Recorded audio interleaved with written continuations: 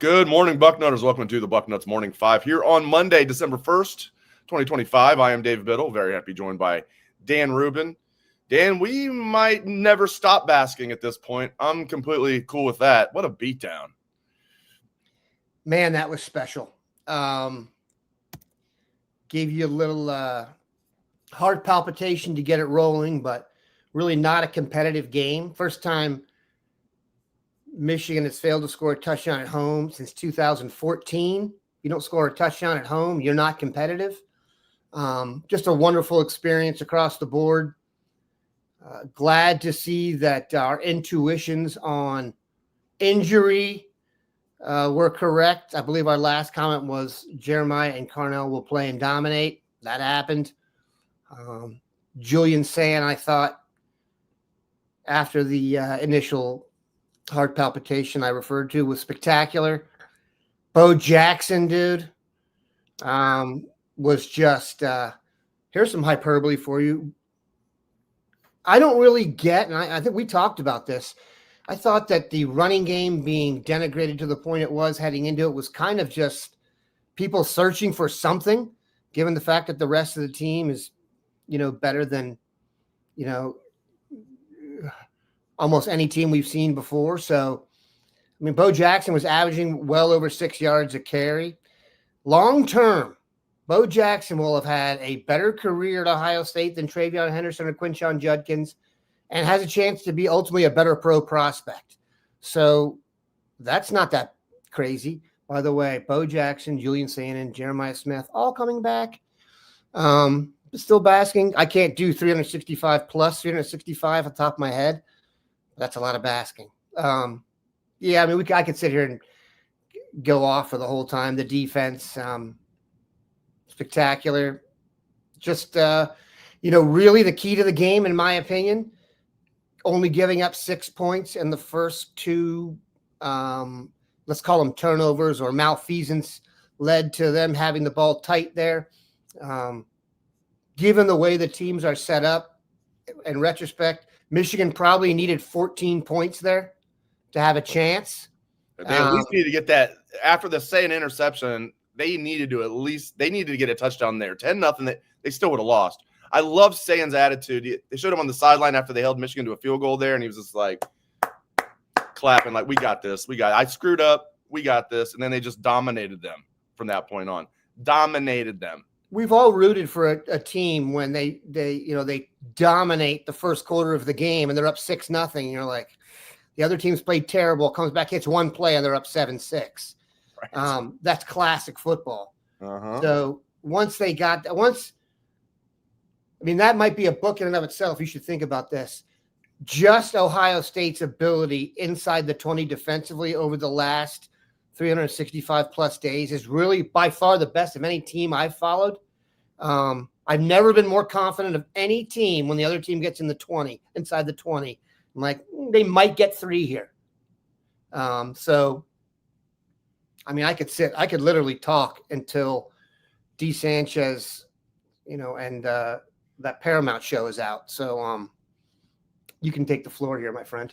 Didn't take them long. I know they didn't officially get them yet. They'll get them awarded whenever that happens. And, I think it's during the offseason. Maybe it's in camp next year. But it didn't take Devin Sanchez long to pick up some gold pants along with the rest of this awesome freshman class. Bo Jackson. I absolutely love it. It's still weird. The guys that are rookies in the NFL right now that will always be legends at Ohio State because of the national championship. I'm not really laughing. It's weird. They'll never have gold pants. So at least these guys that helped win the national championship last year, and the guys, even the new guys, at least they'll always have gold pants, man. And you look at it now, Dan, it's almost even money for them to win the national championship. Like, that's crazy. If people whether you're into gambling or not, that's insane. It's crazy in a general sense. It's not crazy when you actually look at who we have on the team. Right. But even like years where there's teams you think of Saban juggernaut teams, could be maybe 2-1, before the SEC championship game or something like that. Even money, it's not quite even money yet. It's plus 120 or something like that. I'm like, gee, and right. I'm always, I would take the field over, blank, because it seems like the odds are in your favor. It's getting to the point where even the betting odds wouldn't even be in your favor. And I like to think about it now. I would take Ohio State over the field. And I'm never I'll take this team over the field because it just seems like it's bad business. You're right. I mean, this Ohio State team, they don't have any weakness. What was supposed to be the weakness? Couldn't run the ball. How are we looking now? Back up. I think that's trumped up, though. Coming into the season, like that's just trumped up BS. Oh, it was. But coming in, and plus, you can't do everything. When Julian Sands out there throwing for 400 yards against Wisconsin and putting every ball right on the money, like you can't also run the ball in that same play. You know, I'm being facetious, but you know what I mean? Like when you're putting together like an all-time passing day, like he did a few times there, yeah, you're not going to run the ball as much. And I get it. Sometimes it's not just the yards. It was the yards per carry. I understand that. But then also, what was the concern, myself included, going into the season? One of the concerns, the only concern on defense, right? Depth at D tackle. Tywone Malone, Will Smith Jr., those guys made that not a concern at all. Caden McDonald, we knew Caden McDonald was going to be great. Not good. We knew he was going to be great. He's even better than I thought. And I think I was the biggest Caden. I remember talking to his mom during spring ball. She's awesome. And I was like, man, he looks good out there. She's like, he hasn't really shown me anything yet. And I'm like, okay, I see where Caden gets his. And she was kind of joking, but not really. Dude, he just Crippen for Michigan's actually a pretty good center. Not bad. That dude had a bad day because Caden McDonald was just ragdolling him throughout the game. Sorry, I'm just babbling. No, I love it. I love it. I'm just writing it down because I'm going to invertedly babble myself here. Let's talk about Caden McDonald. Like I told you guys, I watch this guy on the internet called The Film Guy. And it's because I'm a nerd. And all he does is sit down there and it's just football nerditation. Mostly. Now, he's based out of Georgia and a lot of SEC stuff. But he started his show this past weekend talking about the Buckeyes and saying he owes an apology to Caden McDonald because Caden McDonald attended high school within like an hour, 30 minutes of where he was sitting. And he's like, I did not expect him to be this good. Neither did Georgia. They offered him, but didn't really want him. They offered Edric Houston, but didn't really want him. Neither did recruiting analysts. I mean, early on, K-Mac was like a 3-star, and then he was a 4-star by the time Ohio State got him. Correct me if I'm wrong, and he finished as a 4-star. He was, but he wasn't like a high 4-star. It wasn't like he was Gwinnett County Defensive Player of the Year. And now, yeah, and you've mentioned that before. That is more important than any of that stuff. And like, he's one of those guys now where if you re-ranked it, like he'd be like the number 1 D tackle in the country coming out of high school, no doubt about it. And he was like, oh, here, let me look it up. You talk more about K-Mac as I have our producer look something up. Yeah, so he's going to get drafted in the first round, very high. Like I said, Tyleek was a first-round draft pick. I'm very comfortable saying that Caden McDonald is just a better player than Tyleek Williams, who was awesome. Here's what I thought. Here's who, in my opinion, really deserves a ton of credit. The Ohio State offensive line. Yes. Last year, if you were to ask, in general, the reason they lost the game. Now, obviously, we can go back to the cosmic aspects of it and Will Howard getting concussed and 2 field goals that they should have made, etc. But the offensive line lost the battle against the Michigan defensive line. We saw it coming with Mason Graham and Jenkins. Was it Jenkins? Kenneth Grant. My bad, Grant. I could. Jenkins is the guy who wasn't as good that the Bengals took. Correct. My bad. I knew there was something Michigan that would make me feel bad. Yeah. And they lost that battle, and this year they definitely won it. And in the back of my mind, I needed to see that to believe it. Not that I doubted them, just more about my trauma than anything else. And so I'm just happy that it worked out the way they did. And they deserve a ton of credit. Definitely. We'll get more into that. I do want to circle back on K-Mac's recruiting ranking. So, and yeah, the offensive line played fantastic. Tegra played his best game by far and was consistent. The offensive line as a whole played their best game. And I was really confident in that left side of the offensive line with Saraveld and Montgomery and Hinsman. I know Hinsman's center, not really left side, but you know what I mean. The right side I was concerned about. Phillip Daniels looked good to me earlier in the year. He played really well. He's a junkyard dog. And Tegra finally put together a full game. What a time to do it, my man. All right, check this out. So actually make our 24/7 sports guys look good and gals. Yes, we have, yes. I'm not just, when I say guys and gals, I'm not trying to be politically correct. We have very, very, very talented women who are part of our recruiting team for 24/7 Sports, who helps come up with some of these ratings. Okay. According to the 24/7 Sports composite, this is the 2023 class. Caden McDonald was ranked as the number 38 defensive tackle in the country. He was ranked as this is according to the composite. He was ranked as the number 26 player in the state of Georgia. He was ranked as the number 269 player overall. So there were 37 D tackles better than him, 25 kids in the state of Georgia better than him, and 268 players nationally better than him. That's impressive. Okay. At least we were a little more on the mark here. Dan and I don't come up with these rankings, but we're team players here. I mean, and if not for the 24/7 Sports rankings that I'm going to get to here in a second, the 24/7, the composite, he would have been a 3-star. He was barely a 4-star in the composite. All right, 24/7 Sports rankings. He was the number 18 D tackle in the country. Again, he was 38th according to the composite. Number 12 player in Georgia. Composite had him as 26, and nationally 136th nationally compared to 269 the composite. So pretty good job by our 24/7 Sports guys. Still vastly underrated though. I mean, it's just crazy how like, and listen, I don't want to make the whole show about K-Mac. I mean, my God. I mean, we could talk about so many guys. Caleb Downs, we don't talk enough about him. By the way, that the shot on Jordan Marshall that ended his day pretty much. I know he came back in for a couple. Guess who came in and laid that shot on him? Caleb Downs. Guess who picked out that? Julian Sand, Jeremiah Smith, Carnell Tate, the O-line. But I did want to bring up Caden McDonald. It still flummoxes me that a kid like that wasn't more highly rated. And it wasn't like he wasn't productive, like you're saying, Dan. He was the player of the year in a county where they just breed football players left and right. I'll give the film guy credit. He even said his new rule is, first of all, they said he was sawed off and then he's grown an inch and a half. I don't even know if that's accurate. But I guess his high school is 7A, which is the biggest classification in Georgia. And I believe what the guy said was no more questioning 7A studs.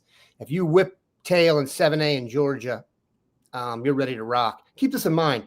Georgia's defensive line did not have a sack for the first 4 games of the year this year. So it wasn't like they didn't choose Caden McDonald and chose better. They blew it. By the way, the guy who starts next to him, where's he from? Georgia. I might that's slightly important. And Kenyatta Jackson, Florida. And K-Mac was listed at 6'3", 310. It wasn't like he was like, Emily's saying somebody was saying that he grew. He didn't really grow that much. He didn't get Well, they said an inch and a half. I don't know. Who knows? Height is one of those things. He definitely has gotten, but still he was 310 pounds entering his senior year of high school. So it wasn't like he was like this 5'11", 250-pound guy that had like this like growth spurt or something. He was already 6'3", 310 as a high school senior.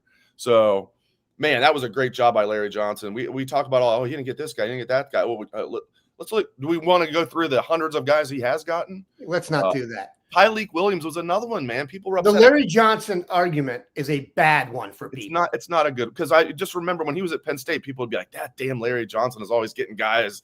I know that there was like negative recruiting from other schools. Why wouldn't there be? If we were recruiting for other schools, we'd be like, yeah, we've heard he's retiring this year. Okay, Dave, that's fine. We're not actually hearing that. But kudos. Here's the problem with that. The people that said that about him have all retired. And he hasn't. Or Think got about fired. that for a second.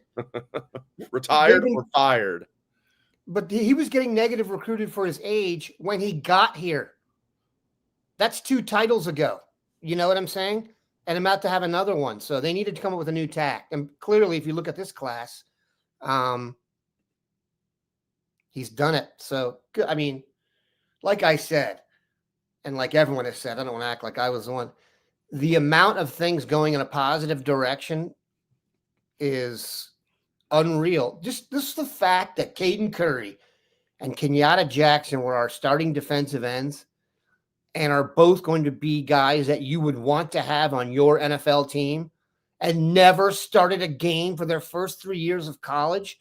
When the draft takes place this year, you tell me how many defensive ends get picked in the first 4 rounds that never started a game as a first, second, or third year player in college.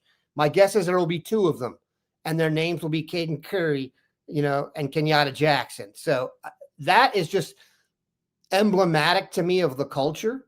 The thing I've been most impressed with is even in the run-up, even in everyone getting pissed we didn't get Braylon Womack in recruiting, they have not upset the apple cart.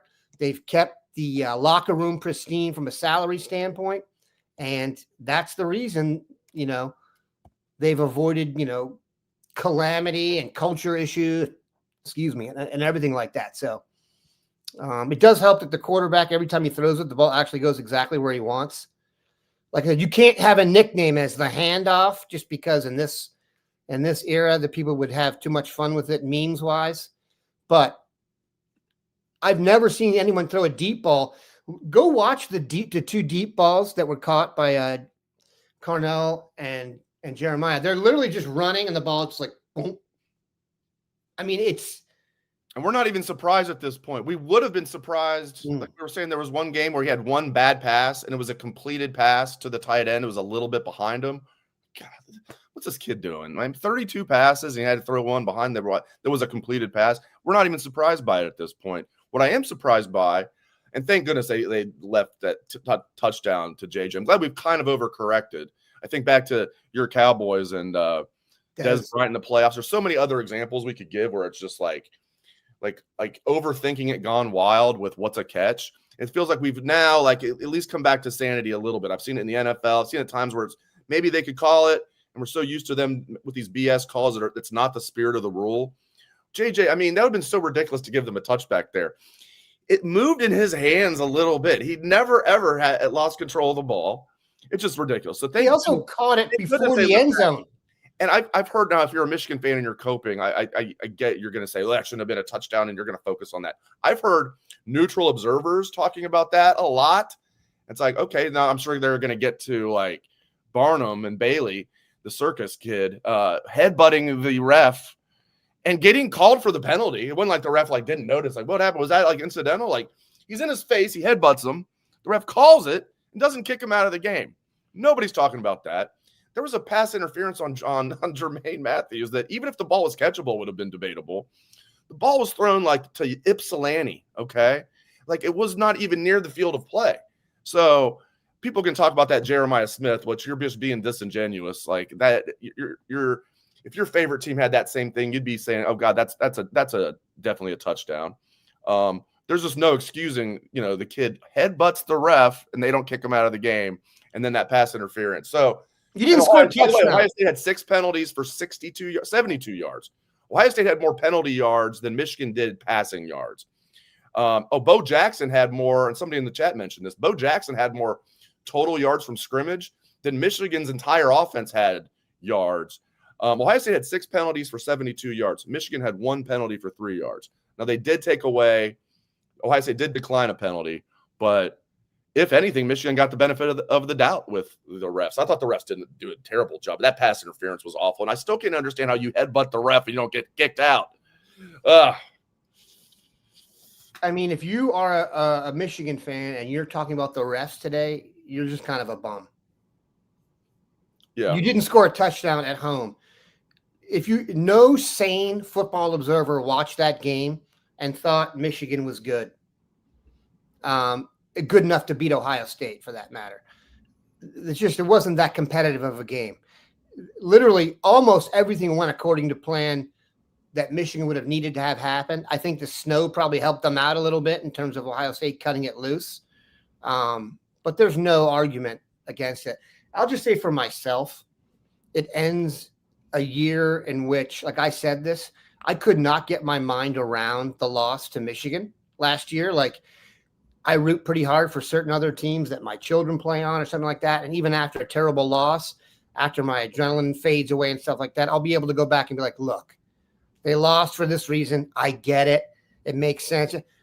I'll start thinking about the Michigan game before, and I'll catch myself just staring off into the distance, thinking to myself, almost becoming a conspiracy theorist.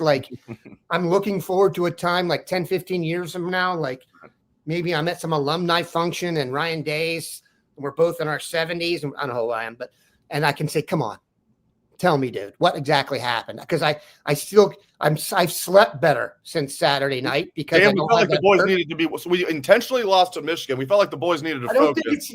I So we don't think. intentionally lost to Michigan, and then we knew we'd go on and then win the national championship. I don't think anything that goofy, but so many things happen in that game that don't make any sense. And the fact that I never, ever used my Bucknuts juice to get tickets, ever, not one time.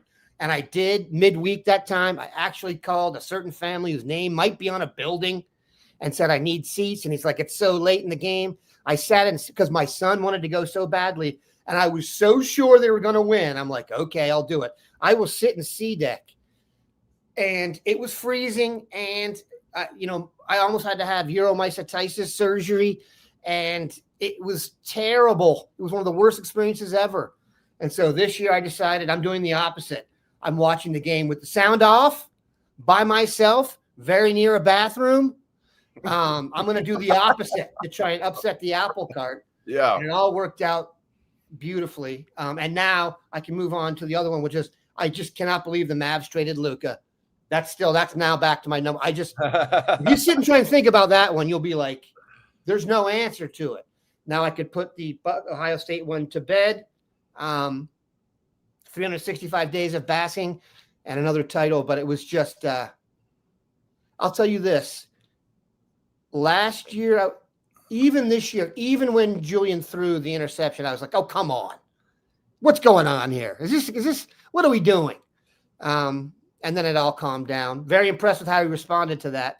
I don't think if you had seen the interception, then afterwards you would have known he threw it. So, but anyway, that's my personal cathartic experience. I'm sure everyone did their part by whatever you did, it worked. So thank you. Yeah, they never blinked. I mean, it was like never flinched, whatever cliche you want to use, because it would have been easy after the last 4 years when Ohio State go down 6-0, be like, oh boy, here we go again. And they just never did. They had that look in their eye, like, we got this. And like, I don't know how you guys felt, but like when, especially after that 6-0 start, when it was 17-9 at halftime, that felt like the biggest 8-point lead in football history for one of my favorite teams. 10-9. And I could have been totally wrong. It was 17-9. Yeah. And I could have been totally wrong, but I was thinking like, this game is over. I wasn't going to put it out there, but like, I just felt to me, I'm like, because it wasn't just the score and the momentum. It was just like, we are clearly better. Everything that we thought might happen was happening. Like, okay, we're going to put, as J-Book likes to say, I love the term, we're going to put Bryce Underwood in a blender. Matt Patricia's going to put him in a blender.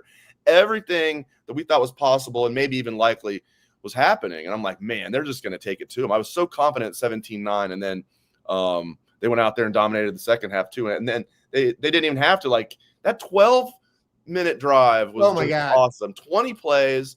It resulted in a field goal, but that ended the game. It went from it really was already over at 24-9. 15 points. There's no way in hell you could give Michigan 10 quarters and not scoring 15 points, let alone in one. And then, man, beat them at their own game like that. Just run the ball down their throat with that offensive line. And I want to say one more thing before we kick it to you about all that. Like, they just never flinched, and then they just completely dominated. Brutus, if it wasn't for all these great players, would be the MVP for what he did. Yeah, that was pretty good. And that 08, and crossing out the M, or Xing out the M, and then that is easier. That's harder than it looks to do that OHIO like in script with your foot that fast, knowing at any time a security guard could be coming over, taking you out or something, or a fan or somebody deranged. He did. It was a really nice OHIO, and then he jumped to dot the I. Brutus, hats off to you, sir. The Ohio Bobcat. Yeah, right. This Brutus would destroy Rufus. Yeah. So, was that the greatest field goal drive in the history of Ohio State football?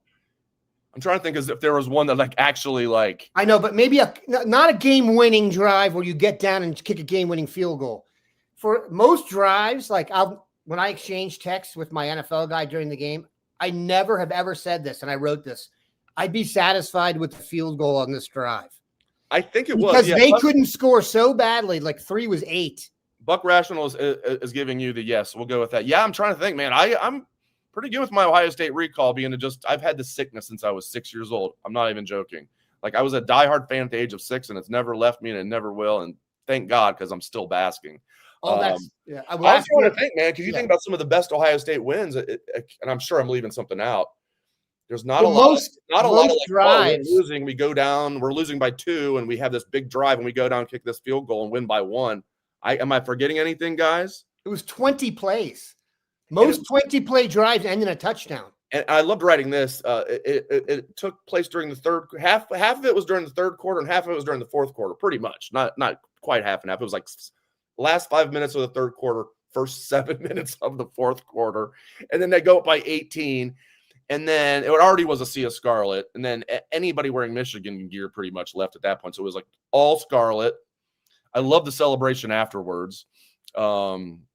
Michigan showed more fight protecting the end than they did at any point during the football game. They do. They're more ready for that than they were Patricia. I do want to ask you about. Okay, I want to make one point before we go any further that I had from earlier.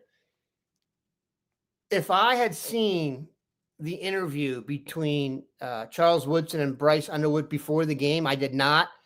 I would have been so much more confident, even though I was already really confident.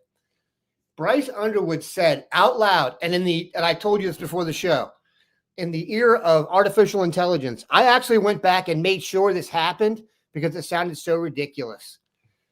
When Charles Woodson asked him about the matchup, he said out loud, Bryce Underwood said, "It's me versus Matt Patricia. That's all it is."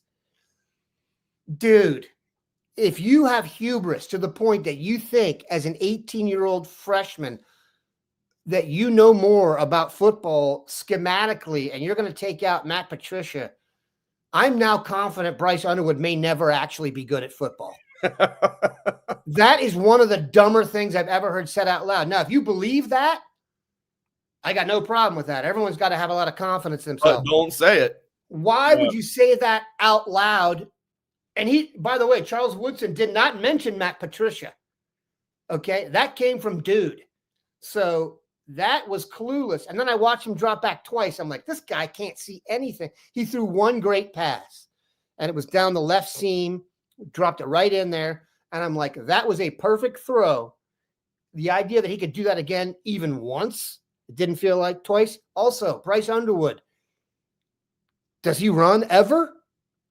I thought Bryce Underwood was supposed to be a dual threat quarterback. Supposedly. No, seriously. Urban said he remember being nervous at any point in time that he was going to take off. Urban said he needs to run 25 times. I'm like that. And Urban was totally serious, and that's the most Urban thing ever. That's the most Urban thing ever. I'd just run him 25 times because you got to run the quarterback in a game like this. Like, you're right. He was supposed to be like, if not a guy, I know you don't want to get him banged up, but like he was supposed to be a guy that could at least get you like 500 rushing yards this year.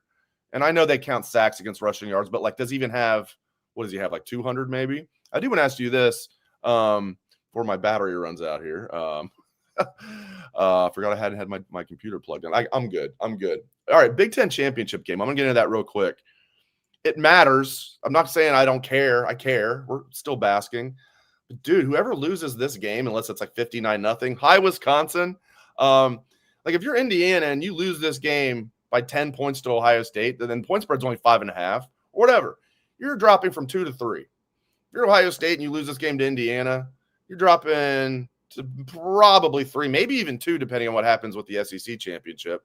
So you're dropping no further than 3rd. Some people have made the argument it might even be a better draw at 3rd, depending. We don't know yet. But either way, you're going to get a bye. But I'm a guy, Big Ten championship banners fly forever. I want the win. I'm just saying, like the Michigan obviously is the one that I was just like salivating for. This is more like a, nice dessert. I think it's a fair statement. I did not really, like yourself, I don't know. I hadn't really given a ton of thought to the Indiana matchup. Emotionally, I needed to be invested in this. Yes. Give all I could to the Nutters. Yes. That said, this game was not competitive last year. I don't know if you remember. Indiana, they will have to have made a major leap. First half, they were competitive. I think it was only a 7-point game. I'd have to go back and look. I mean, competitive in the Caleb's sense that return was just Caleb had that punt return in the 3rd quarter. And it was like lights out. But I think it was the Heisman. Oh, that's true. That's a good point. We went to Heisman too. that's why I said I wanted to preface it with it's not like I definitely care. And I guarantee you during the game, I'm going to feel like it's going to feel like the Super Bowl to me. Sure. There's no doubt about the national championship game, whatever you want to say. I'm just saying, like, the Michigan game, that would have been a crusher to lose that. And it feels so good to dominate. And it'll feel good to dominate Indiana if they do. But, like, does it really matter in the grand scheme that much? But I do want the Big Ten championship. I do want Julian to win the Heisman. So, yeah, let's go, Buckeyes. Win the game. I'm just saying, like, I'm just not there yet because I'm still, like, just like you said, I put, like, 100% of my, like, mental energy into that Michigan game. And I'm still just on cloud freaking 12 after that game. So, well, look, dude, we work in the as I was explaining to my wife, I'm like, this will affect this game in more ways than one, both internally and externally. It's going to affect my quality of life. Does that make me a vapid human? Maybe, but still basking. Good to be king. Yeah. So in terms of Indiana, look, if you sit and talk about last year's run to the championship game and like mention what they did, and you're like, oh, they beat Tennessee, they beat Oregon, they beat Texas. That's an incredible mountain to climb. I'm not saying I feel like that this week. Like, my God, they just came off this huge win. They got to go play Indiana now. That said, and I shouldn't, Indiana is not Georgia, okay? In my opinion. That's just my opinion. Player for player, they are not. Like, physically. They don't have their depth. Oh, gosh, they're Indiana. I've watched them a lot. They don't have a weakness. They don't have. Now, you could say, well, what about the Penn State game? And I get that. But, like, what about the Oregon game? You could say that's the best win of any team in college football this year. Going to Oregon, who's going to be 11-1 going into CFP with either the number 5 seed or the number 6 seed. That's their only loss of the year. You go to Autzen, which is a tough place to play, and you win that game by 10. That's arguably the best win in college football this year. But then the flip of that is, well, I don't know, man. Penn State, they were lucky to beat Penn State. I get it. And Penn State was more physical than them in that game. But Iowa gave them a good run. Iowa did. I was a good Iowa. Team. Yeah, I was a good. You're right. At Iowa, I get it. I'm just saying. No, Ohio State's the better team. If Ohio State would need to play its C game to lose this game, and Indiana would need to play their A game. But, like, Indiana's right there with Georgia. You're right. We've talked about this before. If you put a gun to my head, I'd rather play Indiana than Georgia if the national championship was on the line. But it's a neutral they're field. Right there. It's like Ohio State. It's in tier 1 for me, and then tier 2 is Indiana, Georgia, in whatever order. And then it's like drops, and maybe Texas Tech. Maybe Texas Tech is in that second tier too. But it's like Ohio State, Georgia, Indiana, Texas Tech. And then maybe Notre Dame now, but I don't even know if Notre Dame's first 2 losses, that'll be interesting. But Notre Dame's been playing well since then. I would not fear playing Notre Dame, though. I think the other 2 teams that would probably give them the most trouble are Georgia and Oregon. And I don't think it's a coincidence. And you know who else would give you Texas? The teams that recruited like we did. The teams that with time off and, it's a playoff game, you're going to get everyone's best effort.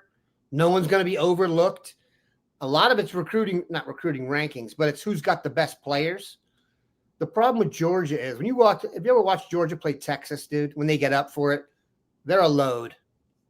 And I get they're maybe not the same Georgia that they've been. And now I think it's fair to say we have what's widely regarded as the best coach in college football because the Alabama issue is still prevalent at Georgia, kind of like Day had with Michigan. So last year, I even told you this. I felt much better about the championship once Georgia went out. I never thought Notre Dame would beat them. They just don't have as good of players. Right. You know what I'm saying? Like, we're well coached enough. I don't think we're going to play below our talent level. We may not play the best we've ever played, but they just don't have the same players. Look, I'm telling you this, and I heard someone say this, and I credit Joel Klatt and Daniel Jeremiah for this. And we've talked about this, Dave. Ohio State's football spine on defense, up the middle, is as good as you can possibly get. Okay? You're literally talking about a first-round draft pick at nose tackle, 2 first-round draft picks behind him at linebacker, and a first-round draft pick at safety. the last time, trivia, anyone had that, and those guys are going to get drafted in the first round. Caden McDonald, Arvell Reese, Arvell Reese, Sonny Styles, Caleb Downs. Do you know the last time a team had a spine like that? It was like Miami with Ed Reed. Correct. It was no. It was Vilma. Vince Wilfork. Yeah, Wilfork, Vilma. DJ, whatever his name was. Williams. And Sean Taylor. Oh, Sean Taylor. Ed's a little older. Sean Taylor. Look what you're going back Sean to. Taylor was good at the football. When you have a guy that looks like a D end out there running like he's like Usain Bolt, it's like he's pretty good. Yeah, Sean Taylor. Think about what you're talking about there. And I know we always remember as Ohio State fans, Maurice Clarett stealing the ball from Sean Taylor in the national championship game. That was a hell of a play by Clarett. But man, yeah, man. So I'm glad I kind of got that right. I had the team right. I had most of the players, but not Ed Reed, but Sean Taylor. Yeah, you're like when we're going for comparisons here, you're having to go like into the record books, like with your finger and get pages back. You know what I'm saying? It's like that's what you have to get to. And I come back to this, and this might be the most incredible statement about all of it. Last year, I think everybody thought, yes, we're losing all these players, but guess what? We're bringing back our two best players. We're bringing back the players that would be drafted the highest in Caleb Downs and Jeremiah Smith. We are going to bring back our two best players next year. Our two highest rated players on the board right now, number one, without question, in an open draft right now will be Julian Sand. There's no doubt in my mind he's going, barring injury or something unforeseen, he'll be the first player picked in the draft next year. Jeremiah might be the second player picked. So we're going to do it. We're the only team that brings back in the top 15 that can bring back their top runner, receiver, and quarterback. So don't forget, Bo Jackson, Jeremiah Smith, and Julian Sand can't leave. Right. I know. I love it. Is that good? It helps me bask. Not that I really need any assistance. Dan Rubin, great stuff, my man. I just said my friend, my man. I kind of combined the two. Great stuff, my friend and my man. Good show. Good show. Let me give you a little tease here. So we're going to do two Buckeye in the Skies this week. The first one, which will come out later today, is just all of their third down conversions. There are a lot of them. There were so many. Big ups to. What about a fourth down conversion or two? Can we throw those in there? They're both in there. And the third and fourth down conversions. Yes. Carnell Tate, by the way, not injured. Can you imagine being a Michigan fan and be like, you know what? I think Jeremiah's limited. I think Carnell Tate's injured. First play of the game. It's like, oh, this guy hasn't been injured. He's just been resting up for us. Here's my last. I think we can talk more about it now. I think some people that are in Carnell's camp were concerned that he had a strained calf. And he could have played it, not missed any games and probably been fine. But what have we seen in the NBA? And I'm sure it's happened in football. In fact, it happened to Seth McLaughlin last year. What's happened in the NBA a lot? Calf strains turned into Achilles. So what I've been told, and I couldn't put all this out there last week, but I put as much as I could say. I didn't say he was going to play. Some of his people, including his agent and some of his family members, were and you could say rightfully concerned that it could turn into an Achilles. So that's why he was maybe held out longer than otherwise he could have. I'm trying to be diplomatic here, but whatever, man. You're right. First play of the game, they go uptown, baby, to Carnell. I'm like, heck yeah. So I think, and I understand there's millions of dollars on the line. If he doesn't want to blow out his Achilles, this is his money year. So I'm glad the way it worked out. If you're going to rest him for Purdue and Rutgers and UCLA, then get him ready to go out there and take care of business against Michigan. So, but yeah, I think he was legit dealing with the calf strain, Dan, and they were concerned it was going to turn into an Achilles. And if you're his agent, you'd probably have that exact same concern. So I get it. It did. I'm not saying this happened, but I will say it did coincide with everyone agreeing nationally that he was a top 10 pick. Yes. Right about when they started saying, you know what? That Carnell Tate, guaranteed, he's played himself into the top 10. Oh, he has? Time to take a few weeks off. What did you come here to do? I'm saying, what did you come here to do? Came here to get paid? came here to win the title, came here to beat Michigan. He's like, wait a minute. I'm going to get paid. We're still going to beat Michigan. I'm going to win another title. I'm big. Load management is not going anywhere, by the way. Go look at your favorite football teams when you're growing up.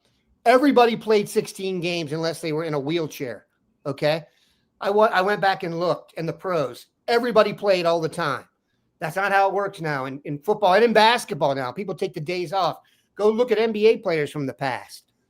John Stockton missed like 3 games in 15 years.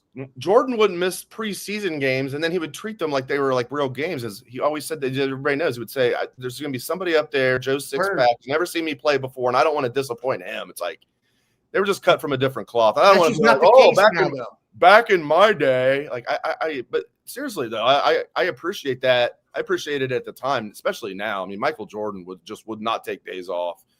That's how you become the best ever, my friends. All right, I got to close up shop here before my computer dies on me. Guys, I appreciate you guys. I appreciate it. We have a very large audience here. I mean, how many Michigan fans? Not as many. Biggest crowd we've ever had for a show was this time last year, and it was all the Michigan people coming over to drink our tears. Shocker, not one has commented today. We got under 100 comments in the chat last year from Michiganders who did not attend the school. We've gotten a total of crickets. Thank you, Rick Montoya. 0. Just like we said. There are no Walmart Wolverines in the chat today. Where are they? Wolverines. Where are they? I love that Michigan State fans came up with that. I think they did. Walmart Wolverines. Exactly. All right, guys. We're still basking, and we're going to be basking for a long time to go. Thanks to Dan Rubin. Thanks to all of you. I appreciate it. Hope everyone has a great rest of your day, and go Bucks.